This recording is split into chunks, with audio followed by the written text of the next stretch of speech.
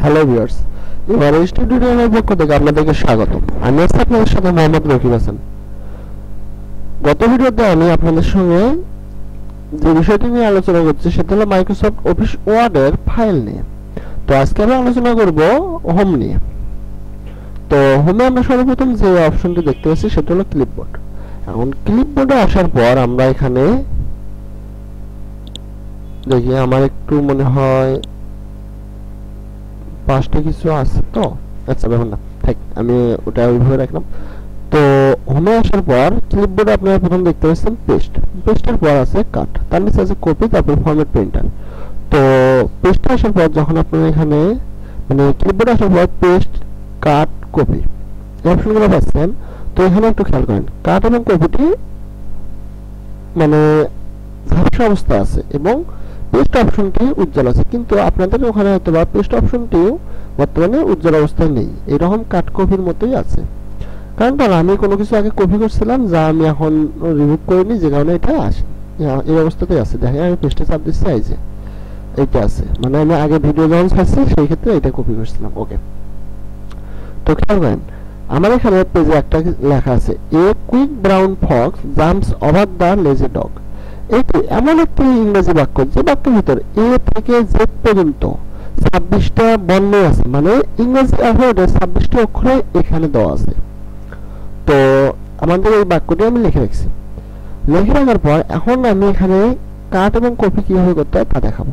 তো আমি বাক্যটি সিলেক্ট করলাম, খেয়াল করেন আমি বাক্যটি সিলেক্ট করলাম। সিলেক্ট করার পর আমার এখন দেখেন কাট এবং কপি অপশনটি ওপেন হয়েছে।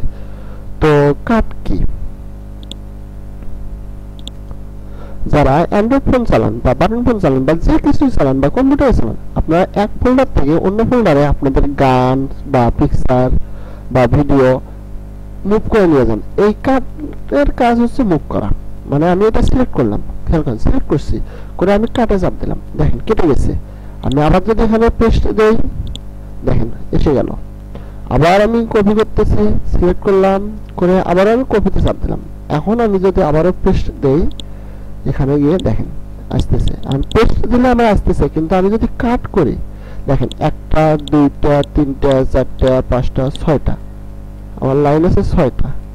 আমি তো আপনাদেরকে কপি করে দেখালাম, এখন কাটটা একটু আপনাদেরকে বুঝিয়ে দেই। একটা, দুইটা, তিনটা, চারটা, পাঁচটা লাইন আছে। আমি এই দুইটা লাইন কেটে দিলাম, তাহলে কটা লাইন থাকবে? অবশ্যই 3টি, 1টি, 2টি, 3টি, কিন্তু আমি তো কাটিনি, আমি কাটে চাপ দিলাম, দেখেন 3টে লাইন আছে। এখন আমি যদি এখানে পেস্ট করে দেই, দেখেন তো আগের লাইন দুটোই কি আমার বারবার এখন হচ্ছে না? হচ্ছে। এই হলো কাট এবং কপির কাজ।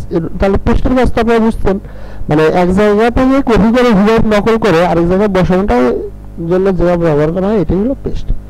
তো এই ছিল ক্লিপবোর্ডের কাজ। আর ফরওয়ার্ড প্রিন্টের আমাদের আর কোনো কাজ নেই, এটা যার শুধু এমনিতেই শো অবস্থায় দেওয়া আছে।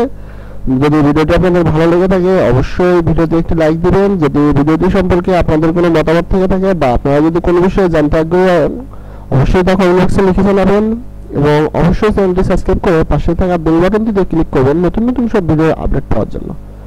ধন্যবাদ সবাইকে, ভালো থাকবেন।